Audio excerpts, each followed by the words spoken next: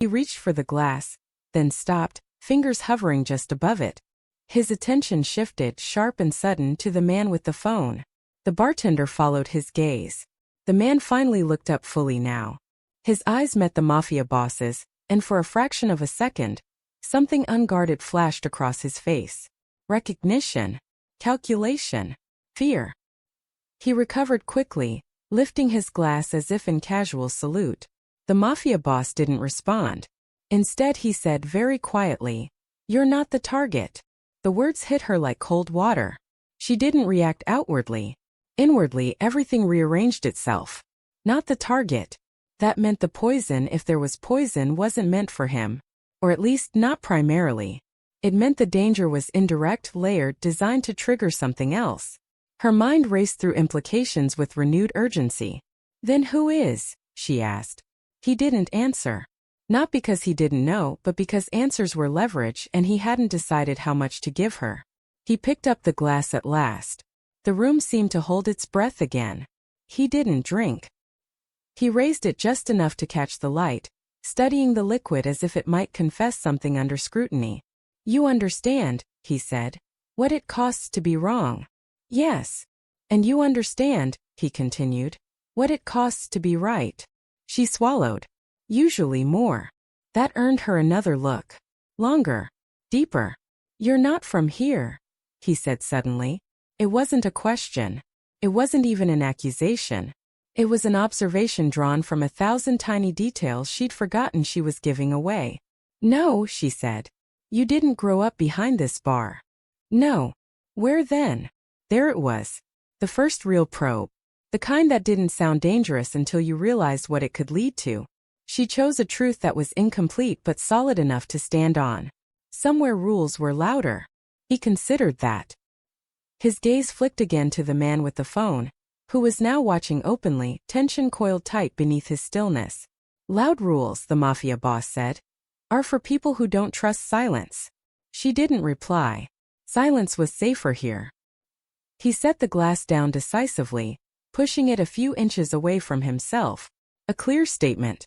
The bartender felt a strange mix of relief and dread.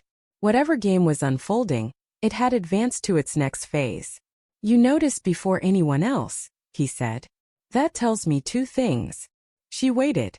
"First," he continued, "you pay attention." She inclined her head slightly. "Second," he said, "you've seen this kind of thing before." Her jaw tightened just enough that he would catch it. "That wasn't an answer," she said. "No," he agreed. "It was a test. And you passed." The man with the phone stood abruptly, chair legs scraping against the floor. The sound cut through the bar like a blade. Heads turned. Conversations faltered. The Mafia boss didn't move. He didn't look at the man. He didn't need to. "Sit," he said. The word wasn't loud. Didn't need to be. It carried weight, density, inevitability. The man hesitated. Just a beat too long. Then he sat. The bartender felt the shift again. Heavier this time. The night was no longer balanced on the edge of possibility. It had tipped. "You," the Mafia boss said to her, "will finish your shift." Her brows lifted almost imperceptibly. "You will serve drinks," he continued. "You will clean the bar. You will act as though nothing unusual has occurred." "And afterward?" she asked. He smiled faintly. "Afterward is a different conversation. Another piece placed. Another threat implied without being spoken." He rose from his stool at last, straightening his jacket with meticulous care. The room seemed to exhale as he stood, tension redistributing itself now that the gravitational center had shifted.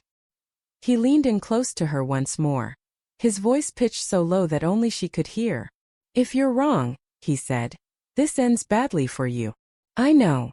If you're right," he continued, "this ends badly for someone else." She met his gaze. "It already has."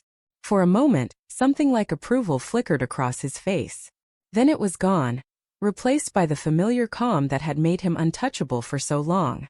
He turned away, leaving the glass behind untouched. As he walked toward the door, the bartender realized her hands were trembling now. Not with fear exactly, but with the delayed release of adrenaline.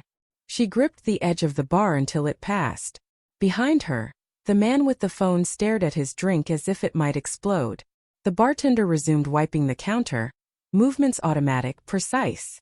To anyone watching, she was just doing her job. But inside, everything had changed. Power had shifted. Lines had been crossed. And somewhere between the note and the grab and the words that followed, she had stepped back into a world she had sworn she'd left behind. One where silence was currency and attention was lethal. The fear was still there, coiled tight in her chest. But beneath it now was something else. Fascination. And, dangerously, the faintest spark of respect. The door closed behind him without ceremony, and for a few seconds afterward the bar felt unanchored, like something essential had stepped out and taken its gravity with it. People exhaled in small, unconscious ways.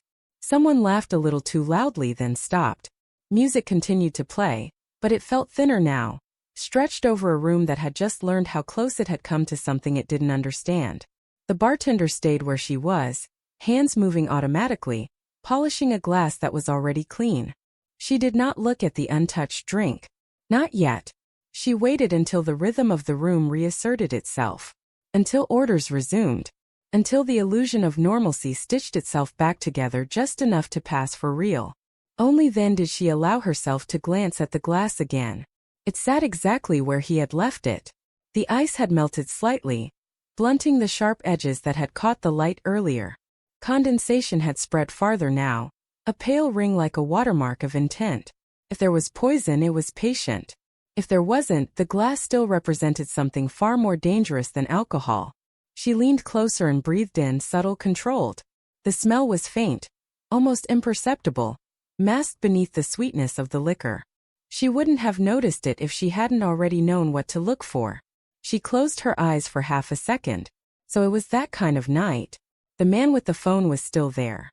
He hadn't left. That alone was confirmation. Anyone innocent would have taken the exit as soon as the Mafia boss did, grateful to escape the residual tension. This man stayed rigid, eyes darting too often toward the door, as if waiting for someone who hadn't arrived yet. The bartender turned her back to him and reached beneath the bar. She retrieved a clean cloth and wiped the spill she had ignored earlier.